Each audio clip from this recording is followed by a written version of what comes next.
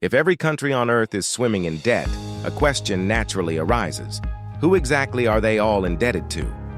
Is there some shadowy, all-powerful creditor hiding in the wings, bankrolling the entire planet?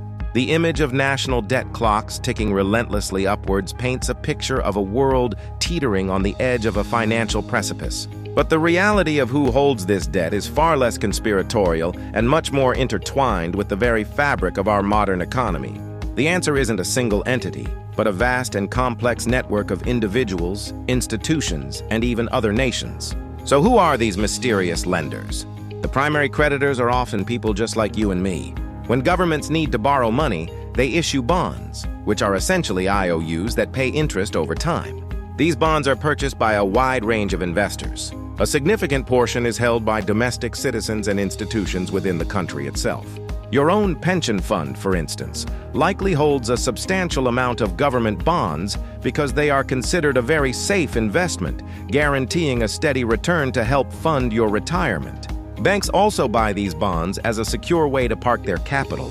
Furthermore, central banks like the U.S. Federal Reserve purchase their own country's debt to manage the money supply and influence interest rates. And yes, other countries also buy government bonds, holding them as foreign exchange reserves, making the global financial system a deeply interconnected web of debtors and creditors. But why do countries go into debt in the first place? Isn't it a sign of financial mismanagement? Not necessarily. Government debt is a crucial tool for funding the very things that make a modern society function. The money borrowed is used to finance massive, long-term projects that benefit everyone, but would be impossible to pay for with a single year's tax revenue. Think of new highways, high-speed rail networks, advanced hospitals, and cutting-edge research facilities. Debt also allows governments to provide essential public services like healthcare, education, and social security without imposing crippling taxes on their citizens today.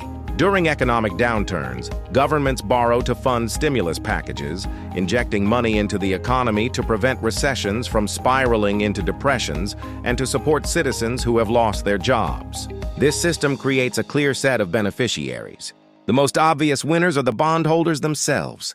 Whether it's an individual investor, a large pension fund, or a foreign government, buying a bond means you are lending money to a country, and in return, you receive regular interest payments. It's a profitable and typically safe way to make your money grow. At the same time, the general public reaps immense benefits. We get to use the roads, schools, and hospitals funded by this debt.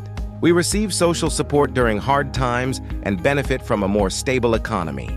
Essentially, national debt allows a country to invest in its own future, providing immediate public benefits while deferring the full cost, spreading it out over many years. Ultimately, the concept of a world where every country is in debt isn't a paradox, but a fundamental feature of the global economic engine. It's a sophisticated mechanism that allows for a continuous flow of capital, balancing the public's need for services and infrastructure with the private sector's search for secure, profitable investments. Far from being a simple story of IOUs, national debt represents a complex pact between governments and their people, between today's needs and tomorrow's prosperity, and between the nations that make up our interconnected world. It's a system where we are, in many ways, both the debtors and the creditors.